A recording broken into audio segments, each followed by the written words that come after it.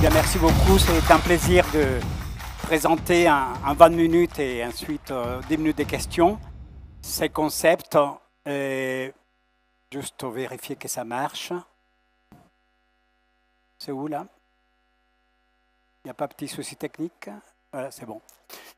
Bien, donc je parle en tant que directeur scientifique de la chaire ETI à l'Université Panthéon-Sorbonne et Paris. J'ai théorisé effectivement ces concepts sur une bonne dizaine d'années de travail au préalable quand il a été annoncé.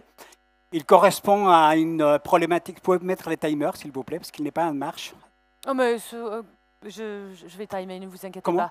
pas. Je vais demander qu'ils mettent le timer, s'il vous plaît, qui n'est pas en marche. 20 minutes, sinon je peux parler 2 heures ou je ne vais pas vous fatiguer non plus. Voilà, merci beaucoup. Donc il faut comprendre que la première chose qui nous a fait travailler sur ces concepts depuis si longtemps, bien avant la COP21 à Paris, c'était la préoccupation planétaire par rapport au climat, dans lequel donc, les villes jouent un rôle majeur. Aujourd'hui, c'est une réalité, ce n'est plus une question des changements climatiques, c'est une question d'urgence climatique que nous vivons au niveau planétaire, avec un rôle majeur qui est celui des villes, puisqu'elles sont les principales contributrices dans les émissions de CO2 par nos modes de vie, que les scientifiques donc on appelle l'anthropocène, et dans lesquels les transports et l'usage des bâtiments, donc au cœur des bâtiments, sont les 2 principaux éléments contributifs. Pourquoi ce concept a fait le tour du monde? Je rentre il y a quelques heures de Turquie, où je viens de recevoir les prix mondiaux de l'innovation urbaine, et je pars dans quelques heures à Séoul pour lancer dans la 2e ville de la Corée du Sud, la ville du quart d'heure à l'échelle donc de une culture asiatique très techno, très smart city, mais qui a voté donc à l'adoption de ces plans stratégiques. Mais je peux faire le tour du monde des lieux dans lesquels ce concept n'est plus uniquement une idée théorique que j'avais donc il y a 12 ans, mais dans lesquelles il y a des programmatiques d'implémentation dont je vais vous en parler. Effectivement, si les Nations Unies m'ont accordé hier le parchemin d'or, c'est parce que cette idée de la proximité est devenue un nouveau fil conducteur, une nouvelle narrative urbaine, qui de manière simple peut expliquer des choses complexes comme la ville, avec le même langage, les mêmes arguments, que ce soit pour les maires, pour les gouvernances locales, les régions, pour vous, les industriels, s'il y en a des industriels, pour les associations, pour les individus que nous sommes tous et chacun concernant la définition de la qualité de vie, qui est la seule chose qui vaut préserver. Et donc, ce mouvement est devenu un mouvement mondial, dans tous les continents, les 5 continents, dans toutes les langues que vous voulez, dans tous les contextes socio-économiques, culturels, politiques, de droite, de gauche, du centre, malheureusement dans des pays totalitaires aussi, parce qu'il est appliqué également donc, en Chine, et même dans certaines villes en Russie, dans lesquelles je refuse de me rendre par ailleurs. Et donc, on a construit un fil conducteur qui donne des réponses ici et maintenant, mais qui se projette dans le temps, et d'ailleurs à l'horizon 2050 par rapport à la neutralité carbone, qui est aujourd'hui indispensable. Qu'est-ce qui fait que ce concept soit multiprimé? Que tous les 3 mois, on reçoit un nouveau prix dans lequel on est obligé de se rendre. Les prochains étaient à New York, où je serai le 1er décembre pour recevoir une nouvelle reconnaissance internationale. Qu'est-ce qui fait qu'il y a tant de gens qui sont branchés là-dessus? Et c'est ça que je voudrais vous expliquer. Le premier, c'est qu'il y a 2 éléments majeurs depuis 2020. La prise de conscience climatique qui a été menée depuis les accords de Paris par la jeunesse portée par le mouvement de Greta Thunberg. On peut être pour, on peut être contre, on peut dire que laisser ci, que laisser ça.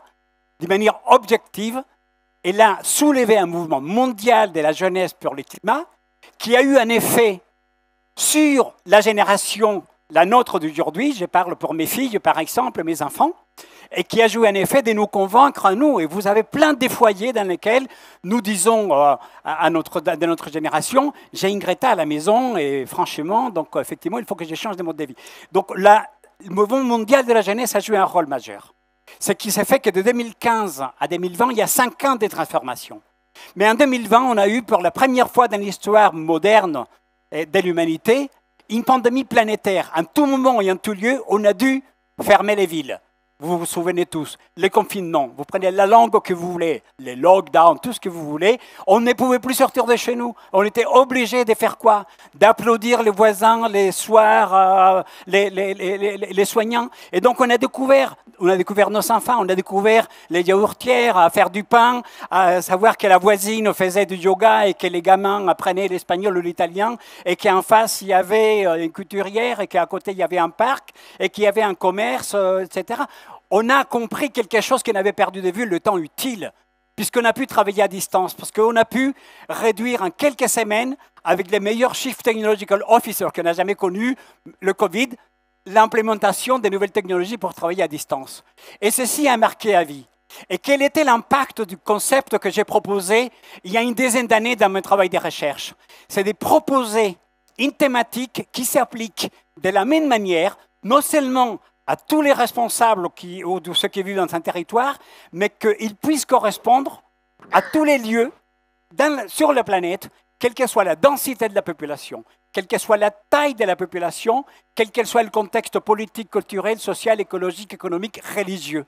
Parce qu'effectivement, ce n'est pas la même chose d'appliquer dans un pays du Maghreb, ou en Amérique latine où je suis né, ou aux États-Unis, ou en Chine, qu'elle est appliquée en France. Et en France, ce n'est pas la même chose. À Paris, ou à Saint-Hilaire-des-Bretons, où il y a 4500 habitants, ou à Toulouse, ou à Nantes, ou dans la région Occitanie. Donc notre apport essentiel, c'est qu'on a produit un concept appuyé sur une méthodologie et sur des outils qui redéfinissent la notion de qualité de vie indépendamment de la densité des populations, de la taille et du contexte propre au territoire. Ça s'appelle la mathématique des invariants. On a découvert quelque chose qui permet, indépendamment des zones urbaines ou territoriales, des densités ou des multidensités, de se concentrer sur le bonheur des habitants. On a arrêté les histoires des villes intelligentes, des smart cities, parce que ce qui nous intéresse, c'est avoir des gens heureux, dans des villes ou territoires heureux, avec des qualités de vie.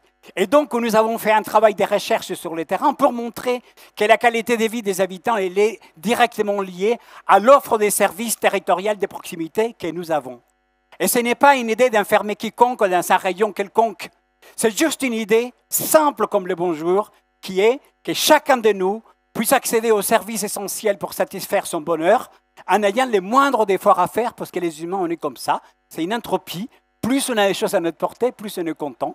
Il y a une certaine nonchalance qui s'installe, et cette nonchalance, elle est extrêmement positive dans un contexte de décarbonation, parce qu'accéder aux services de proximité, c'est beaucoup mieux que se taper 3 heures de transport pour y accéder.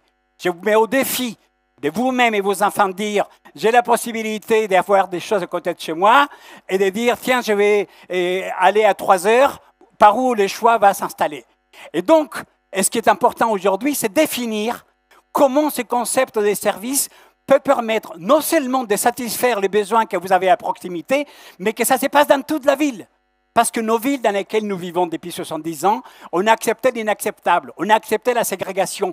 Parce que vous, les constructeurs, les bâtisseurs des villes, on est encore avec la charte d'Athènes et le Corbusier des années 30, on est encore avec ce qu'on appelle les zonings, on a encore la Défense, on a encore les Saint-Denis dans le Nord. Et donc ça fait 1 200 000 personnes qui traversent tous les jours dans la même heure, tôt le matin et tard le soir, d'est en ouest avec le RER-A et la ligne 1, ou de nord à sud avec la ligne 13, qui sont infréquentables. Vous croyez que c'est une vie? Donc finalement, on a accepté de perdre notre vie pour la gagner parce qu'on a perdu la notion du temps utile, que le Covid nous a mené à redécouvrir. Et au centre de cette panoplie, de cet éventail de personnalités qui m'ont inspiré depuis très longtemps, vous trouvez Jane Jacobs, l'inspiratrice activiste écrivaine nord-américaine qui a conçu ce concept que j'ai repris à mon think tank, les villes vivantes, les living cities. Et Jane Jacobs, avant Internet, dans les années 60-70, elle a dit il faut comprendre la ville comme un organisme vivant, comprendre son métabolisme.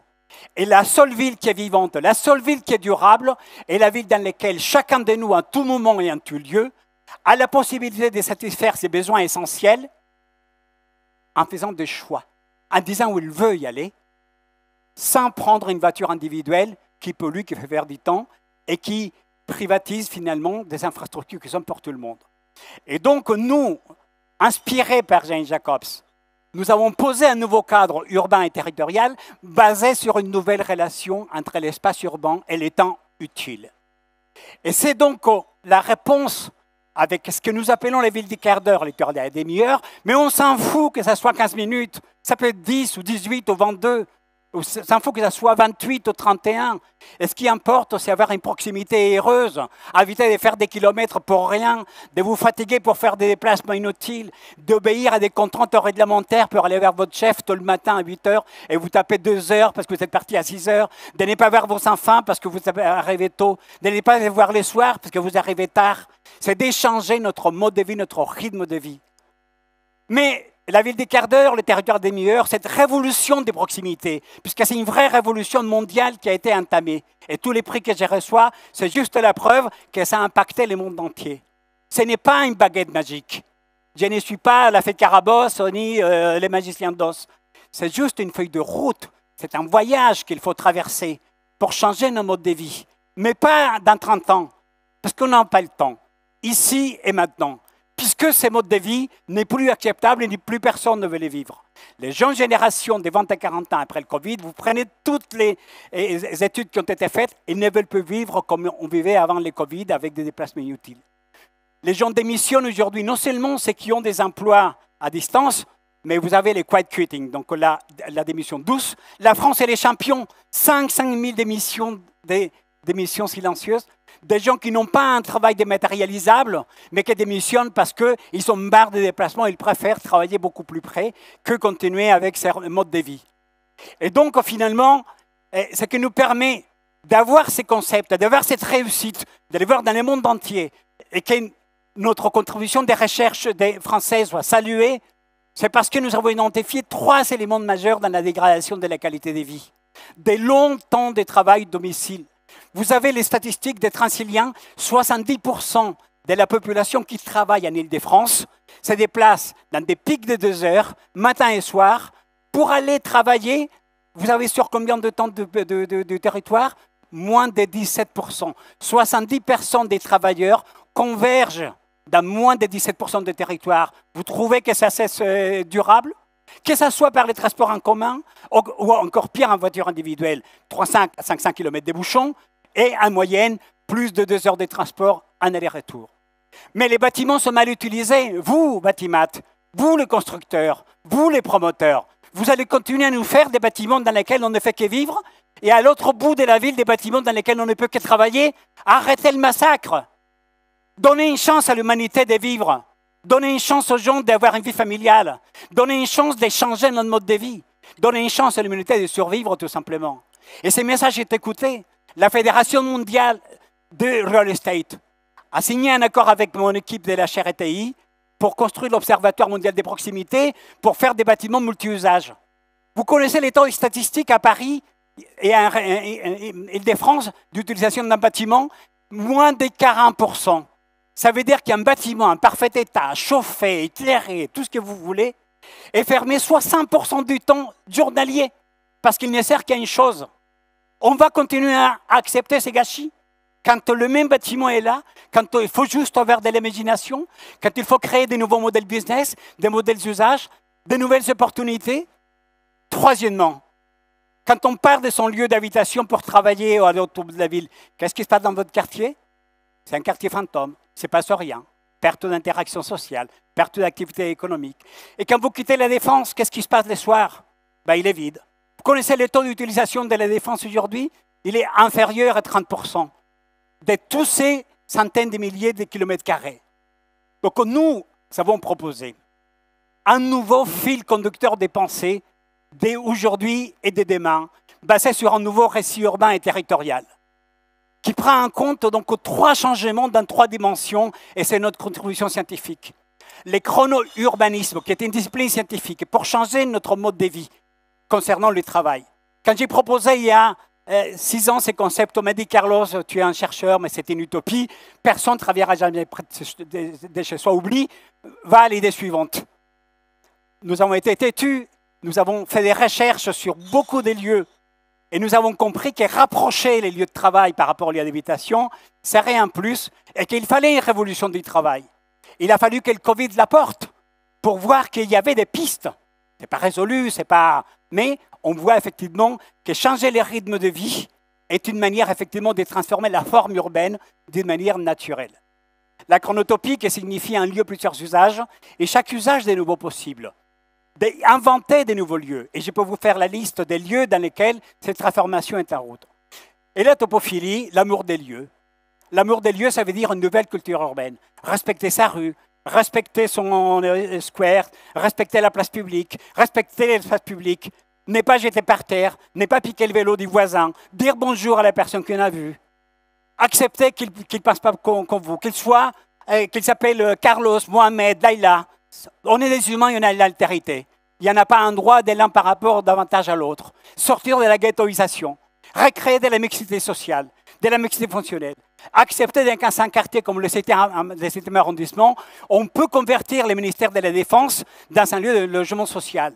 Qu'au cœur de Paris, l'ancien poste du Louvre peut également contenir des travailleurs sociaux, des éboueurs qui ont les mêmes droits que les autres, même si c'est les plus beaux quartiers. Et ils ne puent pas parce qu'ils sont des éboueurs, c'est des humains comme nous. C'est une question d'égalité des droits, c'est une question d'inclusivité. C'est une question de lutter contre la fragmentation de la ville. C'est un combat de longue haleine, mais on est là pour faire une révolution en profondeur. Et pas qu'en France, mais dans le monde entier. Et c'est l'essence de notre démarche. Parce que ça marche. Parce qu'on a plein de lieux dans le monde où aujourd'hui, c'est en train de se faire. Mais c'est un long voyage. Et nous restons tranquilles, nous restons sereins. Parce que nous avons besoin des alliés pour qu'on garde cet élan dans le temps. C'est pour ça qu'on n'a pas de désaccord avec des grandes organisations mondiales.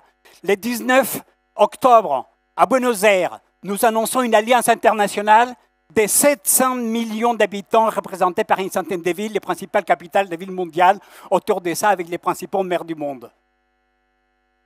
Le 21 septembre, lors de la Climate Week à New York, en parallèle de l'Assemblée générale des Nations unies, cette grande initiative mondiale a été annoncée également. J'essaierai donc mercredi à Dijon, en Corée, avec l'Association mondiale des collectivités territoriales, les moyennes et petites villes, qui s'engagent également dans cette voie-là. Et la liste est très longue pour mentionner tous ceux qui ont accepté et qui s'engagent aujourd'hui. Parce que nous croyons à la vertu du lien entre la ville et les habitants qui passe par le voisinage. Si vous perdez les voisinages, vous perdez l'âme de la ville. Vous êtes dans les vides, vous êtes dans des bâtiments, vous êtes dans les grilles, même dans un gris très technologique. Même si les lumières s'allument et s'éteignent à une certaine heure, vous avez perdu l'âme de la ville. Italo Calvino a écrit Les villes invisibles. Et il dit, ce n'est pas les 7 ou 77 merveilles qui constituent le cœur de la ville. C'est les réponses qu'ils peuvent apporter à 2 ou 3 de tes questions. Et c'est ça que nous faisons, nous. Nous posons des questions de qu'est-ce qu'il faut satisfaire pour être heureux. C'est pour ça que dans le monde entier, ce concept aujourd'hui est appliqué avec des noms très différents. Il s'appelle les quartiers vitaux, il s'appelle la ville de courte distance, il s'appelle la ville complète, il s'appelle les cercles de vie de la qualité des quarts d'heure. C'est les Chinois, ils adorent toujours mettre des hirondelles et des machins et trucs, etc. Voilà. Mais c'est la même idée qui aujourd'hui est posée. C'est la même vision, c'est la même méthodologie, mais les mises en œuvre sont différentes dans plusieurs villes dans le monde. Nous avons la ville de Zurich en décembre 2021, référendum historique pour décider de la ville des quarts d'heure et construire 33 nouvelles centralités. La plus grande révolution qu'il y a eu en 70 ans à Zurich. Vous allez donc hier aux États-Unis, Columbus, connu par la tragédie, il y a un investissement qui a été décidé par la ville de Columbus pour porter ces projets. La liste est longue et je ne vais pas vous embêter avec ça. Il suffit de taper sur Internet, mais je vais vous donner des exemples d'une réalité qui se transforme. Vous connaissez ça à Milano, la Piazza Loreto, un endroit pour les voitures. C'est quoi aujourd'hui avec la ville des quarts d'heure? Vous refusez d'avoir ces lieux-là? Vous préférez continuer à vivre dans la minéralité comme c'était avant?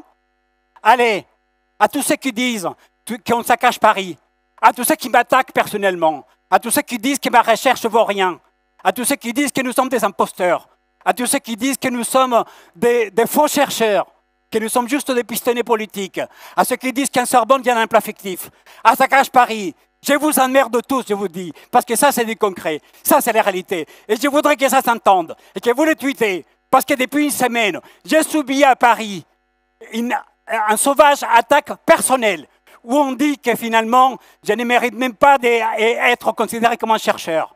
Je vous invite à visiter ces lieux. 270 millions d'euros à Milano, du maire, pour amener des services en vélo, en métro, en train ouvert, transport en commun, à moins de 15 minutes. On continue. Buenos Aires, ils ont changé les codes urbains de la ville pour introduire dans les codes urbanistiques de la ville de quart d'heure. Mexico, le gouvernement a décidé de créer la loi de 2,5. Aucun projet immobilier peut avoir lieu sans qu'il y ait des services à moins de 2,5 pour assurer cette complétude. Allez, ça cache Paris, je vous emmerde encore plus. Voilà. La Chine. Sousse, en Tunisie. Oui, c'est les Maghrébins. Oui, c'est l'islam. Et alors? On n'a pas de barrière autour de ça. On est des humains et on vit en altérité. Saint-Hilaire-des-Bretons. Allez voir, 4500 habitants, coincés entre Avignon et Alès. Je n'avais même pas rencontré le maire. Il a descendu tous nos travaux en open source de mon website de la Sorbonne. Il a implémenté et il m'a appelé pour que je vienne voir. Comme ça, il y en a plein d'autres. Proximité, mixité, je vous prendrai une minute de plus. Proximité, mixité, densité, ubiquité. Oui, nous avons besoin de la proximité, des services culturels, affectifs, émotionnels. Les proximités sont de plusieurs sortes dans toute la ville. Mixité sociale, mixité d'usage, mixité en amitié et en fraternité, mixité professionnelle, densité. Oui, on a besoin de la densité organique, pas promiscuité, mais une densité qui permet de mutualiser les services. Et l'ubiquité. L'ubiquité, c'est la technologie, pour que la technologie soit au service d'un nouveau usage. Nous avons construit un modèle numérique, mathématique, un modèle de recherche. Nous publions. Nous sommes un des chercheurs les plus lus aujourd'hui dans le monde. Nous avons développé ces concepts de circularité sociale. Il est aujourd'hui diffusé dans le monde entier et adapté parce qu'il est simple. 6 fonctions sociales. Habiter, travailler, s'approvisionner, se soigner, s'éduquer et s'épanouir. Ce n'est pas compliqué. Dans des régions d'accessibilité, cours, à pied ou en vélo, partout dans la ville. Non pas uniquement pour moi. Ce n'est pas de la ségrégation. Ce n'est pas de l'assignation à résidence. Même à Paris, qui est une ville construite par Haussmann pour être des proximités, ce n'est pas le cas. Parce que Paris est partagé en deux par une ligne verticale. L'ouest où on travaille et les beaux quartiers, et l'est où on s'entasse et on ne travaille pas. Donc on a besoin aujourd'hui de recréer cet urbanisme à l'échelle humaine. Et Anne Hidalgo a cru dans cette idée-là en 2019. Et alors, je vous emmerde 3 fois en plus encore, ça cache Paris. Parce qu'elle a cru dans ces projets-là. Et ces projets aujourd'hui, elle aurait dans le monde entier. Et c'est le courage des décideurs politiques de l'accepter. Aujourd'hui, c'est à droite ou à gauche, pour vous donner la liste et les photos de tous les gens avec qui je suis ensemble. Et donc, c'est devenu voilà, les grandes organisations mondiales, l'OMS pour la santé, les GIEC pour le climat, qui les conseillent, qui citent nos travaux, UN Habitat, qui les conseille comme des 6 recommandations clés dans le monde. Je vais finir juste en vous disant, la ville de quart d'heure, les proximités, c'est une question d'humanité à retrouver dans nos villes qui l'ont perdue depuis longtemps, depuis 70 ans. Posez-vous la question, avec vos familles, avec vos femmes, avec vos compagnes, avec vos compagnons, avec vos enfants, avec vos voisins, la seule question qui vaille aujourd'hui, dans quelle ville vous voulez vivre? Vous voulez vivre dans les bétons, vous voulez vivre dans les bouchons, vous voulez vivre dans l'isolement? Restons comme nous sommes, on n'ira pas très loin. On veut changer, décidons-nous à recréer cette proximité heureuse dans une ville polycentrique qui nous amène du bonheur là où nous sommes pour le peu de temps que nous avons à vivre, parce que finalement, nous sommes des humains très fragiles, notre temps de vie n'est pas si long que ça par rapport à la planète, et c'est ce qui est derrière nous. Merci à tous. Je vous invite à vous asseoir. Quelle présentation passionnante. Alors, je vais demander combien de temps j'avais. On a dépassé un tout petit peu, mais ça valait le coup, c'était super, merci beaucoup. Donc on a 5 minutes de questions-réponses, donc je vous invite à poser vos questions à Monsieur Moreno, après ce speech incroyable, bravo. Est-ce que vous avez des questions, monsieur? Bonsoir Bertrand Fetivo. Puisque vous parlez de Paris, juste un phénomène d'actualité.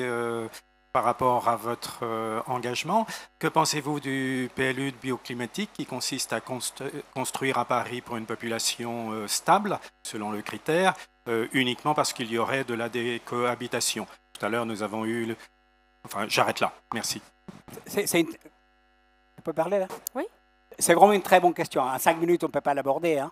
Mais les PLU, il va être voté en 2023, hein, donc il n'est pas arrêté. Hein. Il est encore en phase de construction. Donc aujourd'hui, la question que vous posez, elle est moins sur les PLU à lui-même que sur l'affirmation que vous faites sur la population instable. Puisque aujourd'hui, c'est autour de ça que ça se joue. Un PLU, c'est fait pour au moins une vingtaine d'années. La dernière fois qu'il y a eu un PLU à Paris, c'était en 2000. On est aujourd'hui en 2022. Donc on peut penser qu'il va vivre de 2022 à 2050. Et c'est là où il faut se poser dans des estimations et projections. Et la population parisienne, par rapport à l'horizon 2050, oui, elle n'est pas dans des proportions de continuer à grandir. Elle est plutôt dans des, ou est stable ou en descente. Donc, après, il y a des choix urbanistiques qui sont faits, notamment par rapport à la résilience sur le climat, la décarbonation, qui est l'élément clé de ces programmes-là, puisqu'ils s'appellent bioclimatiques, et les usages et services qu'on peut proposer à proximité. Et la manière comme on crée des centralités qui permettent d'éviter de traverser toute la ville pour aller chercher quelque chose. Mais c'est la deuxième partie de votre question, qui est plutôt une affirmation qui est à creuser, parce qu'il faut bien raisonner sur des hypothèses des populations.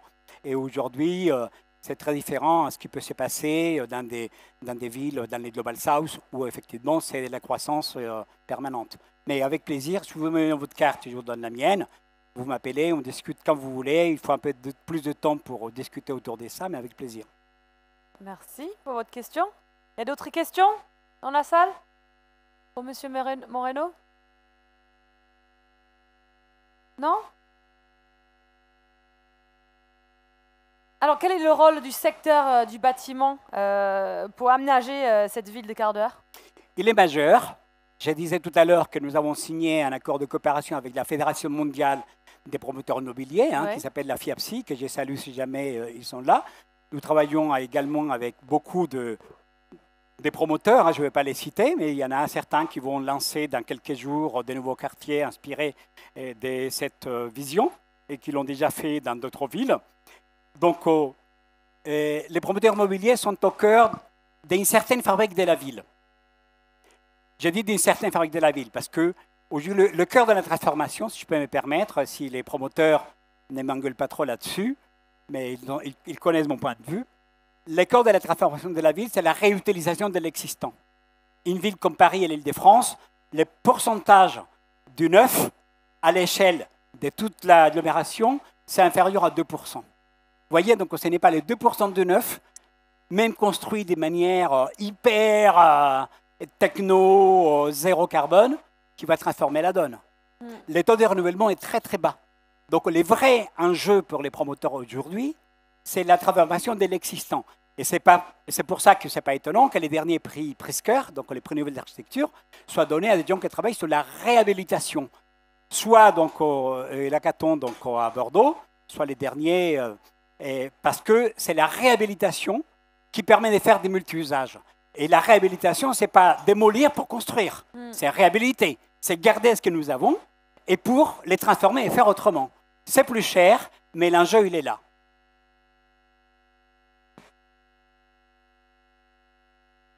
Bonjour, Monsieur Spanu.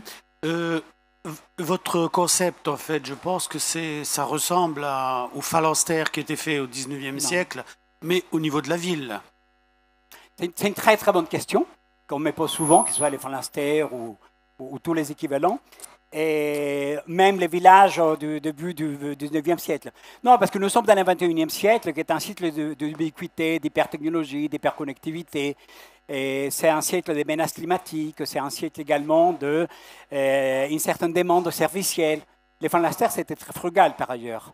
Et c'était lié surtout à une activité professionnelle, industrielle, et surtout lié à la bienveillance d'un patron qui créait un lieu pour que les gens viennent travailler autour. Là, aujourd'hui, nous sommes au 21e siècle, et donc dans des villes qui ont été façonnées depuis, de manière parfois désordonnée, et en tout cas, répondant donc au zoning de Le Corbusier. Vous savez qu'il n'y a rien de nouveau sur le fait de faire de la proximité, parce que vous êtes promoteur. Je vous invite à lire la déclaration de Bruxelles de 1980. La déclaration de Bruxelles de 1980, s'il y a des étudiants, des chercheurs notez-le, allez les chercher, et lisez la revue scientifique Géoconfluence. La déclaration de Bruxelles dit « Nous avons besoin des villes dans lesquelles toutes les activités soient mélangées, dans lesquelles les rues soient pour des activités humaines, dans lesquelles on trouve de l'épanouissement avec de la nature. » Si vous demandez une proximité, c'est avec la déclaration de Bruxelles, parce que je suis, vous l'avez vu dans mon parcours intellectuel, je n'ai pas mis Thomas More, bien que j'ai écrit sur Thomas More, beaucoup, mais c'est parce que la déclaration de Bruxelles met des racines à cette idée concrète de la ville. Et c'est pour ça que Bruxelles est une ville qui a beaucoup développé cette proximité. Et en mettant des enjeux au niveau de toute une ville, là où Jane Jacobs était basé plutôt sur la contestation pour récupérer des lieux. Jane Jacobs était une contestataire du mouvement activiste. La déclaration de Bruxelles, c'est une déclaration solennelle pour s'opposer aux zonings de Le Corbusier et rester. Par contre, qui a gagné? Beaucoup alliés avec les promoteurs immobiliers qui voulaient faire du neuf, les zonings. Puisqu'on a construit partout dans le monde des zones corporate dans lesquelles on va travailler et des zones d'habitation qui sont devenues pour des riches et des zones donc, dans lesquelles on entasse les gens qui n'ont pas de sous. Faites des tours du monde, dans toutes les villes que vous voulez, c'est la géographie urbaine. Et ça, à un moment donné, il faut dire basta. Et aujourd'hui, entre les climats, la Covid, je n'ai pas parlé, mais j'ai parlé hier aux Nations Unies, la guerre en Russie. Parce que la guerre en Russie, elle est pour durer. On ne sait même pas si on aura un hiver tout court ou un hiver nucléaire. On en est là. Hein. Bon, voilà. Ça signifie quoi? Ça signifie qu'il faut rompre la dépendance énergétique, consommer beaucoup moins, avoir plus de circuits courts, avoir moins de dépendance des matières premières de l'extérieur, importer beaucoup moins d'objets finis qui viennent un peu de n'importe où. Et donc, c'est quoi la réponse? C'est la proximité. Madame, la directrice de UN Habitat, dans son discours, disait hier, et le professeur Moreno nous apporte une nouvelle voie qui tombe au pile avec le changement climatique, avec le Covid qui nous a obligés à mettre, et en plus avec la guerre en Russie, parce que tout le monde dit on ne va pas avoir assez d'énergie, restez chez vous, mettez des pulls, déplacez-vous le moins possible, ne prenez pas votre voiture, évitez de prendre le métro, ne laissez pas les lumières de votre bureau allumées, n'achetez pas des choses qui viennent de trop loin, achetez à côté de chez vous, etc. Mais de quoi on est en train de parler? On est en train de parler de la révolution des proximités, de la ville du quart d'heure, des repères demi-heure. Donc l'histoire est en train de donner raison à ces concepts-là, malgré tout ce qu'on peut dire. Merci beaucoup, Monsieur Moreno. Merci à tous. Merci pour vos questions également et à tous nos intervenants pour leur précieuse contribution aujourd'hui. Sachez aussi que le Mondial du bâtiment, en tant qu'événement, s'est efforcé de réduire son empreinte carbone, par exemple en proposant des stands éco-conçus aux exposants en utilisant du bois labellisé Bois de France pour les espaces d'accueil. Pour en savoir plus sur les démarches, rendez-vous sur le site du Mondial. Je vous donne rendez-vous donc demain à 11h pour notre dernière journée de discussion ici sur Agora 2 avec une première session autour de la digitalisation des entreprises du bâtiment. Merci beaucoup. Merci. Et au revoir.